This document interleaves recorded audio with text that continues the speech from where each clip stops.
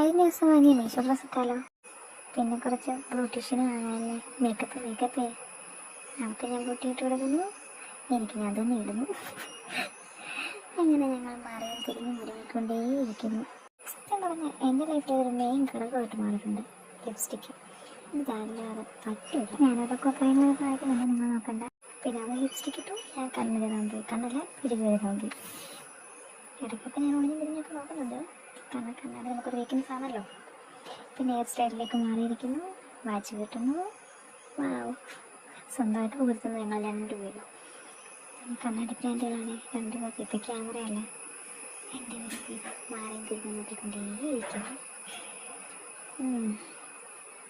Okay ആയിരിക്കും. ഈ ഒരുക്കൊണ്ടിരിക്കുന്ന സമയത്ത് ഒരാൾ വരുന്നുണ്ട്, വഴിയെ നിന്ന് കാണാം. പുള്ളിക്കാരി കുറേ നേരം തൊട്ട് നോക്കുന്നുണ്ട്, എങ്ങോട്ട് പോകാൻ ഈ ഒരുങ്ങുന്നേ. ചൊറിച്ചിൽ, നല്ല കൊതുക്. അപ്പം നല്ല മഴയും കൂടെ അല്ലേ, അപ്പം നല്ല കൊതുകുണ്ട്. ഇതാണ് ഞാൻ പറഞ്ഞാണ് വന്നിരിക്കുന്നത്. എൻ്റെ മോളാട്ടാ കണ്ണൂനി. നിങ്ങൾക്ക് തോന്നുന്നുണ്ടല്ലേ സന്ദർഭങ്ങൾ പോലെ. എപ്പോൾ വീഡിയോ എടുക്കാൻ ഞാൻ ഫോൺ എടുത്തു അപ്പോൾ എല്ലാം ഇവിടെ വന്നേക്കും. മോളുടെ മുഖത്ത് എന്താണെന്ന് നിങ്ങൾ ശ്രദ്ധിച്ചോ? ഒന്ന് മെഹന്തി ഇട്ട് കൊടുത്തത് മാത്രമേ എനിക്ക് ഓർമ്മയുള്ളൂ.